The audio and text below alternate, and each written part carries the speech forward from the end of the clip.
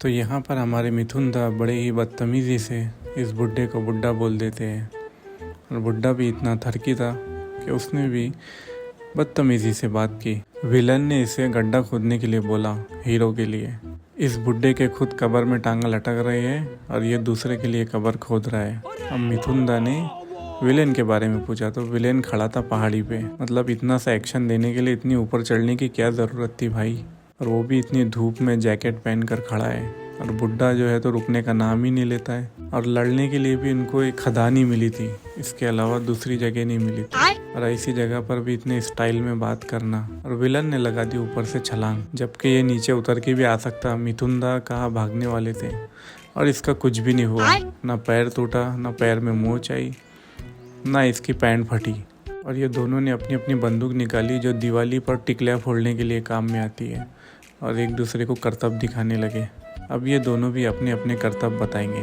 पहली गोली में मिथुन दा शॉट, निशाना ऐसा था कि सीधा बंदूक पे लगा और बंदूक हाथ से निकल गई।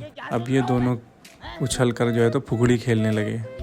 फिर उसके बाद में एक दूसरे को देख कर उठे और फिर निकाली अपनी डांडिया और फिर एक दूसरे को मारने लगे। ये कौन सा करतब हो रहा है भाई? एक्शन पे एक्शन बता रहे, डैमेज ज़ीरो, बस उछलना कूदना और कुछ भी नहीं। और ये निकाले उन्होंने जो है तो झारा, जो घर पर पप्पड़ तलने के काम में आता है। और इतनी लो क्वालिटी के औजार ये लोग इस्तेमाल कर रहे हैं, इससे क्या ही डैमेज होगा। और ये ब्रूसली का एक्शन दे रहे। अरे भाई खाली करतब ही बताओगे या मारोगे भी?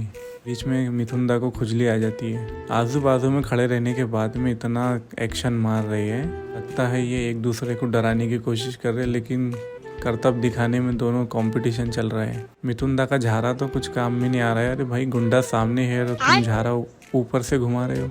अभी यहाँ गुंडे को झारा लगा है लेकिन फिर भी उसको कुछ नहीं हुआ। अभी मिथुन दा लगता है ये हथियार सब थर्माकोल के बने हुए हैं, जिससे डैमेज तो कुछ हो नहीं रहा है, खाली धूल उड़ रही है। और इतने लंबे फासले पर जो तो एक दूसरे से लड़ रहे हैं। भाई कम से कम एक आधी खराश तो बता देते। बंदूक भी गई, हथियार भी गए, और ये गुंडा किधर, लात किधर मार रहे मिथुन दा। फिर ये हाथी कहाँ से आ गया?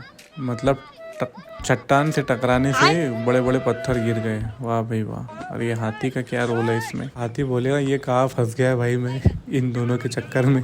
सालों ने बंदूक लाए, हथियार लाए, लेकिन फिर भी अरे बाप रे ये क्या हो गया भाई। अच्छी खासी दोनों डांडिया खेल रहे थे, ये हाथी ने इसको कहाँ उठा के लेकर चले गया।